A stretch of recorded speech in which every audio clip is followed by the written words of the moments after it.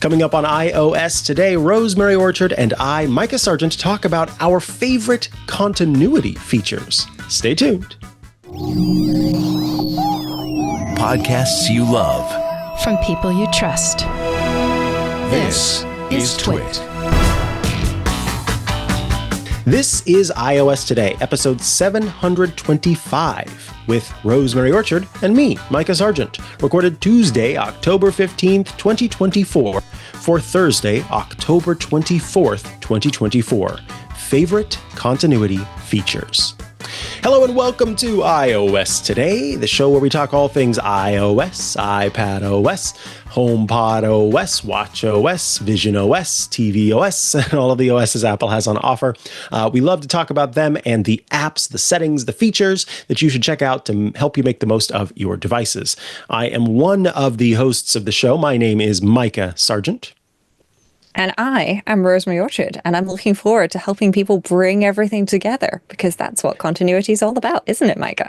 Indeed. So continuity is easily one of my favorite umbrella terms for Apple devices, because this is a set of features that does indeed bring all of your devices together. It is one of the reasons why people like to exist in the world of Apple and have an Apple, computer, have an Apple phone, have an Apple tablet, have an Apple laptop, whatever it happens to be, because they can all communicate well with one another, and that makes it a much more enjoyable experience. So continuity uses some different connectivity technologies to give you the ability to communicate between devices. I want to make it clear that there are a few things that you need to know before we kind of talk about these continuity features. First and foremost, all of your devices, if you want to make, because anytime I talk about continuity features, I always get emails from people or messages from people saying, I'd love to use that, but I never can, it never works. The important thing to know is that all of your devices have to be signed into the same Apple account. And then many of the features also require that you have Wi-Fi and Bluetooth turned on. Some require that you're on the same Wi-Fi network together. And so if you turn off Bluetooth regularly because you think it's, eating away at your battery, it's really not. Or if you don't have Wi-Fi turned on for whatever reason, or you're on a different Wi-Fi network or whatever that happens to be, or if you're assigned into two different Apple accounts, those are all reasons why continuity might not work for you. Those are things to keep in mind if you want to make use of these features. Now, the first feature that I want to mention is a very simple one, allowing you to share content between devices. You may have heard of AirDrop. AirDrop is a very handy technology that lets you basically make a little network connection temporarily between two devices, so an iPhone and a Mac, for example, and share photos quickly. So if I was in the Photos app, for example, and I had some photos that I wanted to share, then I could tap on AirDrop and I could share those photos to my computer, or I could share them to a different person, or I could even hold my phone close to someone else's phone and AirDrop that way. This all has different features that are built into it, including being able to, and let me switch over now, I can show this view. Being able to decide whether the location is included whenever it comes to photos, how the photos are shared, depending on what kind of photos you're sending. All of that is an option when it comes to using AirDrop, depending on what you're planning on AirDropping. Now, again, this works between devices. So the Mac can also AirDrop. You can AirDrop from an iPad to an iPhone, and so on and so forth. The other feature that I will mention is, and I guess I'll cover the kind of sharing content between devices features. And if, Rosemary, anything pops up for these that you really want to touch on, feel free to chime in. But one of my favorite features is Universal Clipboard. Universal Clipboard is a feature where you can copy text on one device and then paste it on another one. And I use this a lot.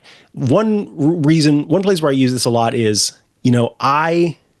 as much as I use messages, I like to sit at my Mac and type out messages because I am a touch typer.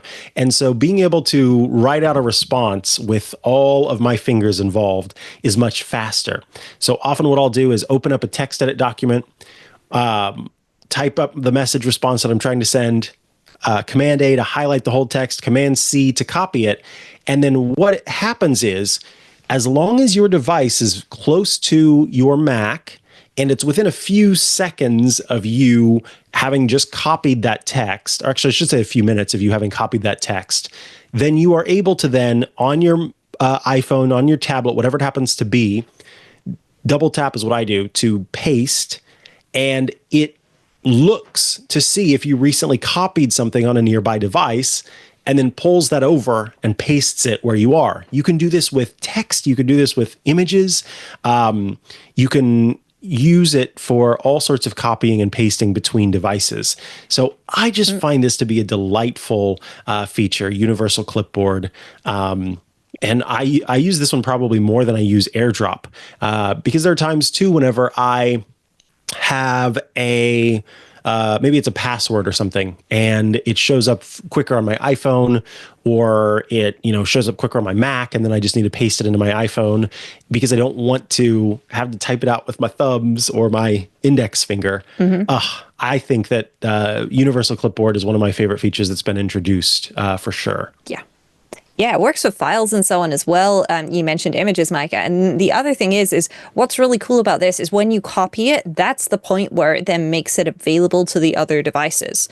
And so, you can copy something. And I often do this when we're recording the show. I'll copy something on my Mac, like a URL that I want to paste into a shortcut for Shortcuts Corner, because I've already opened the URL on my Mac. And then I can just tap and I can paste. And it's so easy to do. If anybody's ever seen, those videos that go viral every once in a while, like, did you know you can do this? Where somebody picks something up on one device and then they take their hand pinched over to the other device and then they spread out their fingers.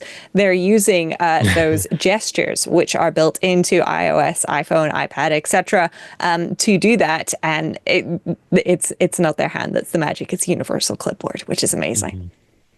And then the last feature from the shared section is Handoff. I'll admit that this is one that I use the least, but if you would like to use it, many of Apple's built-in apps, so Safari, Mail, FaceTime, Maps, and then some third-party apps that have enabled this feature have Handoff. And what it lets you do is start working on one device and then pick up where you left off on another. So, for example, you could be writing a mail message in the Mail app on iOS, and then you can quickly, on your Mac, look down into the dock and find the part where it shows an icon appear of the same app. And then when you pull it up on that app, it will actually kind of pick up where you left off in the message. So again, there are some third-party apps that support Handoff, some that don't.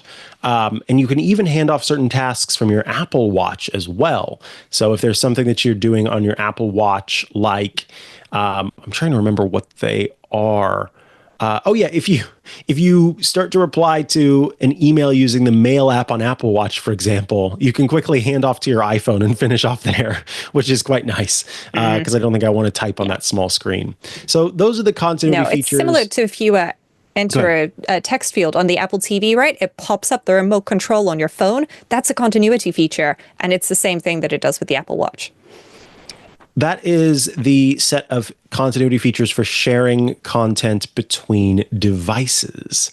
What's next? Well, I think up next, Mikah, is the sort of collection of things that really, they're for sharing your iPhone to other devices and features of your iPhone. So, for example, calls and text messages. And this is not something that I can show folks in the settings because otherwise it's going to show off all of my details as well. But what you can do in settings is you can actually enable text message forwarding, for example, and you can also enable call forwarding. And these are features where then, for example, if I'm at home and I've left my phone in the living room and I happen to be, in my office with my Mac and somebody calls me, I don't have to either answer on my Apple Watch, which I can do, or run to the living room to get my phone. I can answer on my Mac. or I can answer on my iPad. And these are just features that are really nice. And text message forwarding in particular is very useful if you get SMS authentication codes for logging into services and websites, and you're trying to log in on your Mac or your iPad, and then you get the text message. It just appears on your other devices, and then if you're using Safari, it autofills. And then on top of that, the message gets deleted. I absolutely love that. And so those are just, calls, not FaceTime, and not iMessage specifically, but SMS and regular calls as well. And then something else that I have been struggling with a bit recently, which is available if you're using macOS Sequoia and you have an iPhone running iOS 18, is you can actually control your whole iPhone on your Mac. So there's a little icon that appears in the dock. It's for iPhone mirroring. But what you can also do is you can actually have your notifications show up on your Mac as well. So you'll need to actually set up iPhone mirroring first. And once you've set up iPhone mirroring for this, because this is something that I realized I had a little problem with the other day where it wasn't working for me, is in settings and then notifications, or you can go to the app and then notification settings, there is an option to show on Mac. And if you've turned that on, then notifications from those apps that you can't necessarily install on your Mac will still show up, which means things like when your Apple Watch finishes charging, you can get a notification on your Mac, not just on your iPhone that you're not necessarily paying attention to right now, which, yeah, I personally think that's really good. Yeah. Yeah.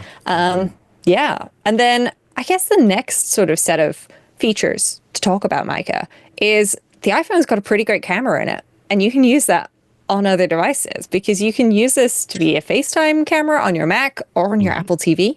And also you can use this to insert photos and sketches and even scan documents on other devices. And that is just something that is, it's something that you absolutely can do in other ways. What I usually see my mom or other people doing at work with Windows computers is they will scan like a document with their, work provided device and email it to themselves and then insert it, like download the attachment from the email and then insert it into another email and go from there. And it just feels like a mess. Whereas on the Mac, you can just right click and insert.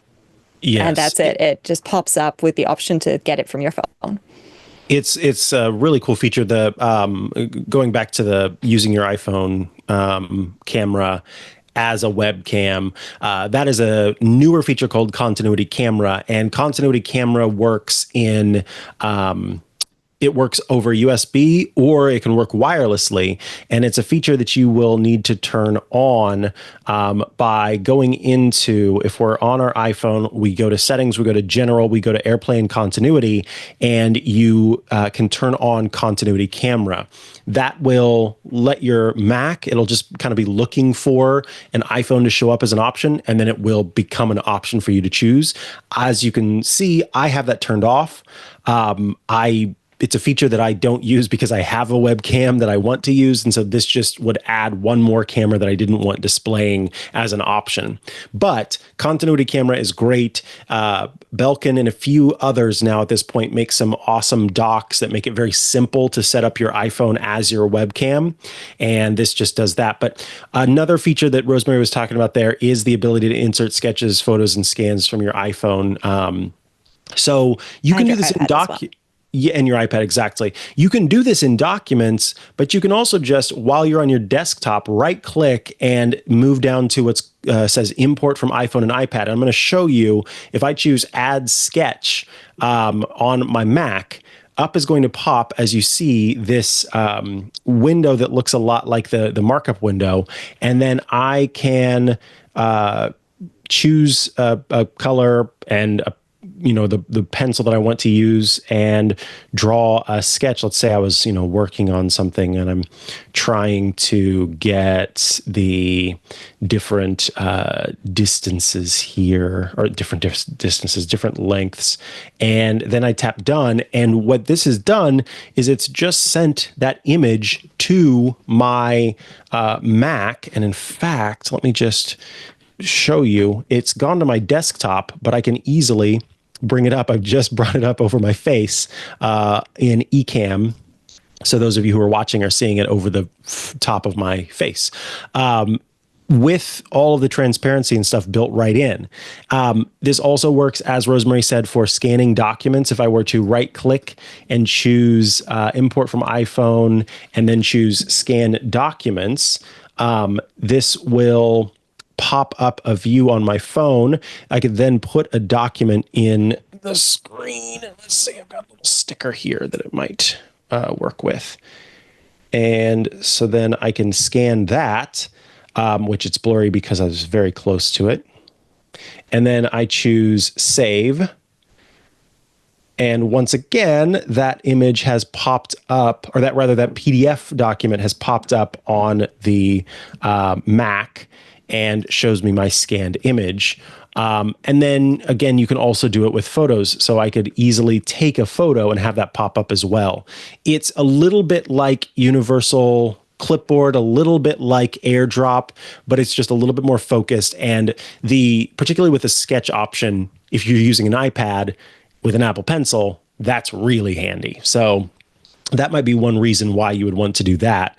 And then we should also mention that very recently, Apple introduced the ability to use your iPhone camera when you make FaceTime calls on an Apple TV. So you can have your family appear on an Apple TV big behind you.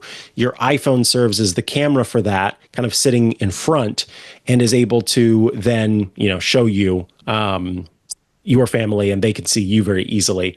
And that kind of makes it into a little conference room area, which is much better than holding your phone and moving it around and saying, "Oh, look over here," and then trying to all fit into your tiny little screen. This is much better for that. So yeah, I think that those abilities to use your iPhone camera with your Mac is really cool. And then there's also obviously a very easy one, which is one of the main continuity features outside of AirDrop, which is AirPlay.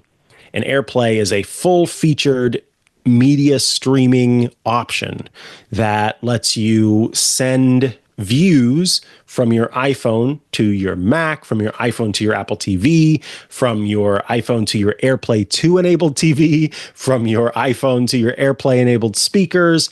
It's from your iPad to that. I mean, it's everything. It lets you AirPlay to lots of different devices, whether it's visual or audio, and that is all part of continuity as well. Yes, it's also worth mentioning. So you mentioned before, Mikah, the AirPlay feature where you can hold sort of two iPhones together to be able to share data between each other to, get prompted to do that. But the other thing you can do if you've got a HomePod and you've got some music playing on your phone or playing on the HomePod and you want to move it from one to the other is you can just take your iPhone to the top of the HomePod and hold it there, and it'll do a little sort of vibrate thing, and then it'll pass it off or pick it up, and it will pass off the control of that playback, which is just a really nice little thing to do. I usually end up doing this entirely by accident and not intentionally. Yep. But every time that I do it by accident, I'm there going, oh yeah, that's a thing. I can do that. I should remember to do this. It works with calls as well. Oh yeah. And so if you want to take your calls out loud in your house, that's a thing you can do. So those are the kind of main continuity features that I think are really cool. Rosemary, you also brought up two others that bear mentioning that I think people may not realize are options. At least one of them may not realize it's an option. Yeah. So first of all, if you have a device with a cellular network connection, like, for example, your iPhone, but it could also be your iPad, and you don't have access to the internet on another device, assuming your provider allows it, then you can tether through the Personal Hotspot feature. And what's really nice about the Personal Hotspot feature is it works with your Apple account, so it can share the password automatically between your devices, but it also works with iCloud Family. So you can share your Personal Hotspot with your family members very easily without actually having to give them the actual password to connect to it. So you can just ta-da, do the magic. Tell them to connect to your hotspot, and then it pops up the option share, and you share it. Very simple, very easy. Worth remembering that that's a feature you can do. Obviously, it's going to use a bit of battery on whatever the device is that you're sharing the cellular connection from. But also, if you are sharing it from your phone, you can always plug your phone into, say, a Mac to charge from it, which also does personal hotspot over cable, which can be very nice. And then the final feature I wanted to mention is if you have, this is primarily for people with a Mac and an iPad. If you want to be able to just use your mouse on your iPad and your iPad is sitting, say, to the right of your Mac, try just dragging your mouse off the screen and into your iPad. It's probably going to work. And that is a continuity feature. It's universal control. It's very cool. But what you can also do in addition to this is you can actually, from your Mac, from the display settings, say, hey, no, I actually want my iPad to be a display for my Mac. And then macOS will take over and it will make it into a display. And then it will actually, be a monitor for your computer. And again, this works via wireless or via cable. And it's just a really cool feature. Even if it's only an iPad mini, I have actually used that in the office a few times where I've just needed somewhere else to put like a screen where I was just watching the logs, waiting for something to happen. It's an ideal place to just stick something small like that. And then, when the thing happens, then I can do all the things on my actual laptop screen, which is, what I wanted to do in the first place. Yes. We also are going to include a link in the show notes to a support document that shows what the different requirements are for these different continuity features, because there are some devices that won't do some of the things that you may be, hoping for.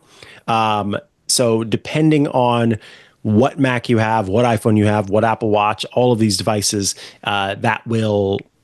It varies basically on what you're able to do. So that document is your best way of making sure that you have one that is able to do it. And I think that, there's a lot that you can do with a lot of different Apple devices. So I think you'll be pleasantly surprised at what runs kind of the full gamut of any of the kind of non-vintage devices from Apple.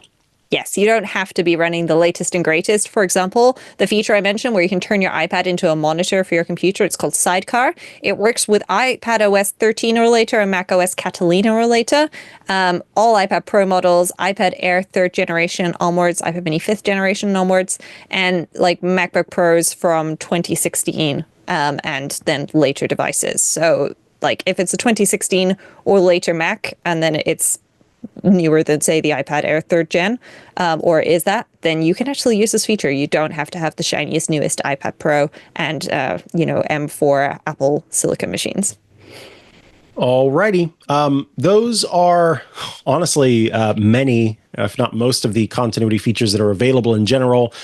We talked about this being our favorite continuity features. That's because we love them all. We love so many of them. They all make using these devices so much easier, so much more enjoyable. And I use them regularly to do all sorts of things. It's kind of magical being able to just, as Rosemary mentioned, I've got an iPad mini here. Using that as a display that just has a couple of little things on it that I just want to have there is so nice. It's so handy. I just have found the whole thing really enjoyable, and it makes it worth owning Apple devices. It's a surprise and delight that on the occasions where it's not working, which I will say has drastically decreased over time. Now, most of the time, everything works. But it used to be AirDrop was one that had some issues in the past. And when it wasn't working, it was always very frustrating because when it works well, and it's so handy to have. And so, you don't know what you got till it's gone. But I haven't had to really worry about that in quite a while. So tell us what your favorite continuity features are. You can email us iOStoday@twit.tv. Time to move along to some feedback that comes in from Mark. Mark writes, "Hey there. Love the show. Proud TWiT member." Thank you for being a member of Club TWiT, Mark. "I just got my new upgrade from the iPhone 15 Pro Max to the iPhone 16 Pro Max. Let me try that again. I just got my new upgrade from the iPhone 15 Pro Max to the iPhone 16 Pro Max today and like it overall, but the speaker max volume is definitely a little less, which is really kind of annoying because now I feel like I'm struggling to hear it. Why? Just why? Thanks, Mark." Well, Mark, as one of the industrial designers working for Apple, who is also a sound engineer working on the speaker team, I can tell you why, because I definitely would have direct knowledge of why. No, Mark, it sounds like for you, this is an opportunity to see if other people are experiencing this as well, or if you feel like you're alone in the world and that you're the only one to have felt the difference in the audio. I have not noticed a difference, Rosemary, but I'm curious to hear if you have. I don't often listen to my audio through the speaker, but I do occasionally, particularly if I'm brushing my teeth and I'm listening, and I was just listening to an audiobook and I want to continue. I'll turn up the volume full blast while I'm brushing my teeth, and I can still hear it just fine. And I haven't really noticed a difference. Yeah, I haven't really noticed a difference either. It is worth mentioning that you can actually end up locking the ringer and alert volume specifically on the iPhone. And so there is an Apple support document on how to fix that. But I'm wondering if this is specifically out of the speaker, or if it's also like if it's maybe coming from AirPods, because there is actually something in the AirPods or in the headphone safety section. So if you go to settings and sounds and haptics, and I'll just pop my iPhone into light mode to make that a little easier for people who are seeing the screen, then under headphone safety, there is an option to reduce loud audio. And if that's on, then that might be interfering with things. And also when your AirPods are connected, then there is like a maximum volume that can be set. And I'm wondering if that is turned on for you, because if that is on, then that could be affecting things as well. And so it's certainly worth having a play with those options, and making sure that, your sounds are not locked. And, we've got, you can't really see it on my device. It's next to the brightness setting because I'm connected to an external audio playing output speaker. That's the word. Speaker. That's the one I'm looking for. It was in the question all along. And then I can't change that. That's just manually fixed. But there are certainly some settings that can be changed. So it's worth having a little play with the Apple support documents, and also, just maybe making sure that nobody else is experiencing the same thing. Ask your friends and family members if they think it's quieter than it used to be, and so on and so forth. I ran a test of the iPhone 15 Pro Max and the iPhone 16 Pro Max. Thank you, Scooter X. The iPhone 15 Pro Max reaches 105 decibels. The iPhone 16 Pro Max's pink noise reaches 103.8 decibels. So it's only barely. Yeah, but it is technically a little bit quieter. If you have very good hearing, then you could definitely hear the difference between those 2 decibels. And that's from the bottom speakers. They've also done it from the side with the iPhone 15 Pro Max for stereo, 91.8 decibels, and the iPhone 16 Pro Max comes in at 90.8, so just 1 decibel less. Yeah, so perhaps you could tell the difference, but it's not that huge of a difference. Interesting, though, nonetheless. And thank you, Mark, for writing in. You may be a superhero. I also wanted to mention Retcon5 in the chat shared something really interesting because AirPods Pro 2 will soon be able to be used as hearing aids. The FDA requires that any hearing aid needs to include in some way instructions for how to clean hearing aids. And therefore, there is now an Apple support video, and probably a document as well, that just released 5 days ago to Apple's support YouTube page that shows that shows you how to clean your AirPods. And I've included it, Kevin, in C43. I wouldn't want to play it. I would just want to show the screen. But basically it walks you through the process of cleaning your AirPods using micellar water and a soft bristled children's toothbrush. I just so happen to have from Belkin, that cleaning kit that we mentioned before, and that is micellar water and distilled water, the two materials to clean it. So those are the things that they suggest to use, and then rinse them under running tap water as well. So very cool that they have given us an official video for how to clean the meshes on AirPods. Finally, we know what Apple suggests when it comes to that. And now I've got to buy a Dora the Explorer toothbrush so that I can clean my AirPods meshes. Because obviously I've got to have that soft, childlike toothbrush. My adult one that's got a little bit more roughness to it won't do the job. Or Paw Patrol. I forget. I live in the past. No, I'm getting a Bluey toothbrush. Great choice, Mikah. Great choice. All right. With that, I can hear the music. It's time for Shortcuts Corner.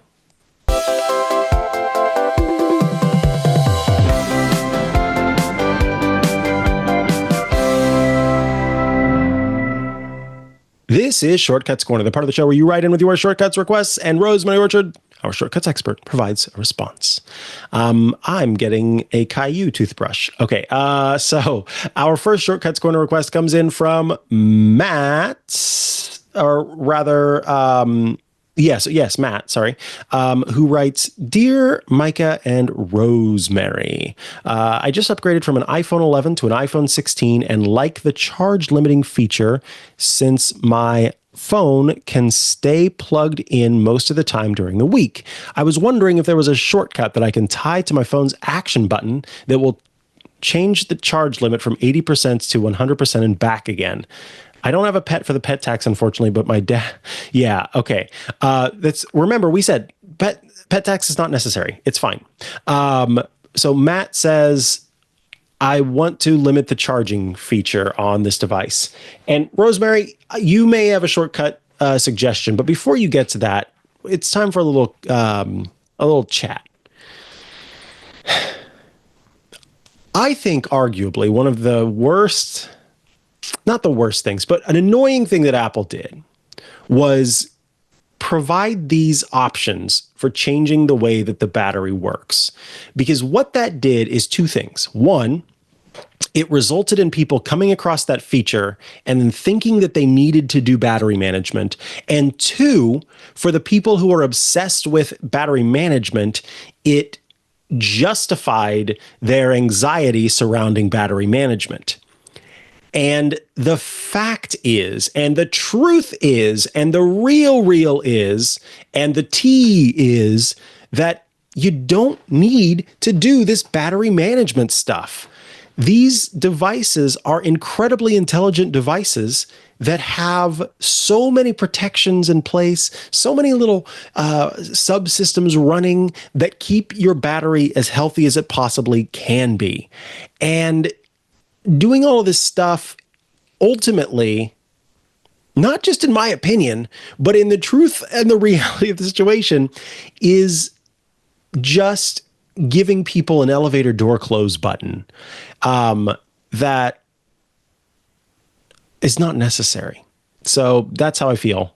But yeah, it's sort of anyway. like forced quitting apps, isn't it, Micah? Like every so often you do get an app that is misbehaving. It is using a lot of battery. And for those, it's 100% worth doing the force quit.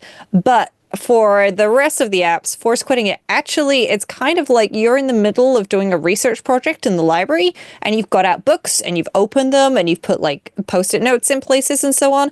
And then the librarian comes along and rips out all of your post-its, dumps them on the floor, takes the book and files it back. And then you have to go around and find all of those things again. And that's what happens every time you open the app. Like it has to go back and like get all of that and everything and set it up.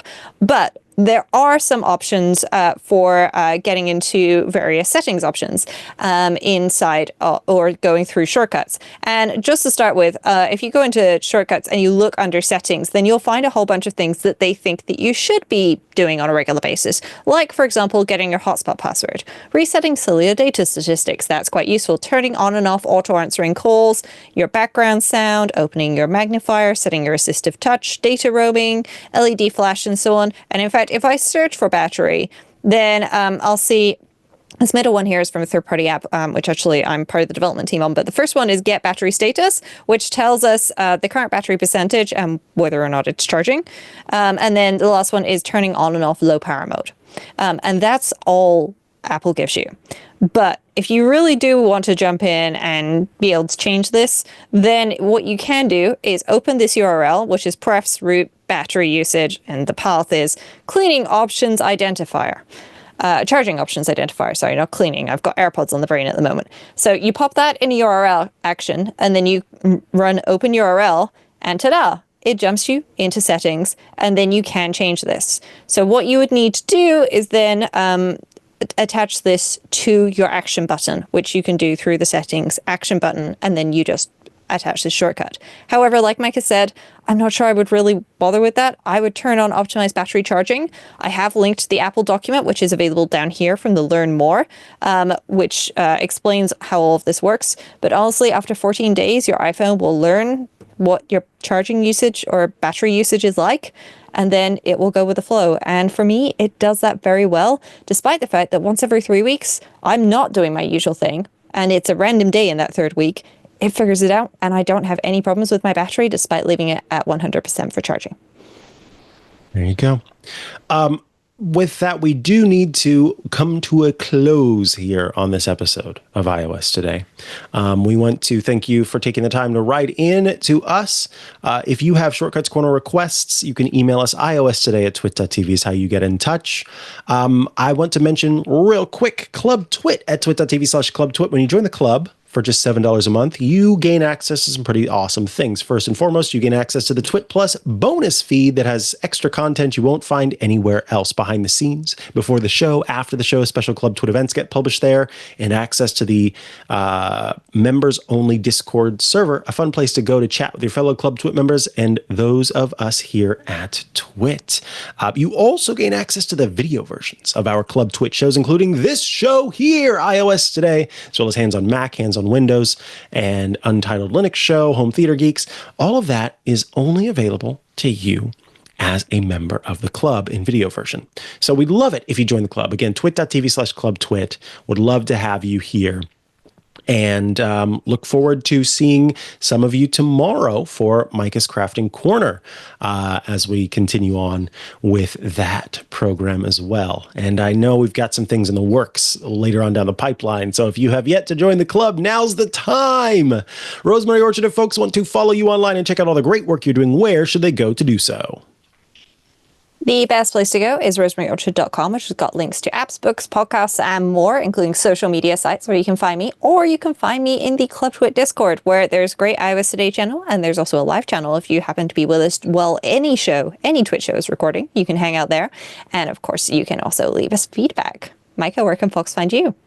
You can find me referring my friends to Club Twit, because I forgot to mention that we have just opened a referral program. You can get free months of Club Twit by referring your friends to Club Twit. twit.tv/clubtwit/referral is how you can learn more about that. It is a great little program, but you can also find me at Mikah Sargent on many a social media network, or you can head to chihuahua.coffee. That's CHIHUA.coffee, where I've got links to the places I'm most active online. Be sure to check out my shows on the network. Later this week, I have Tech News Weekly. And, well, actually, as you're recording this, Tech News Weekly will have published earlier in the day. But if you're watching this live, then check it out later this week. And then in both cases, check out on Sundays, Hands on Tech, where I take your tech questions and answer them live on air. Thank you so much for tuning in, and we'll see you again next week for another episode of iOS Today. Bye-bye.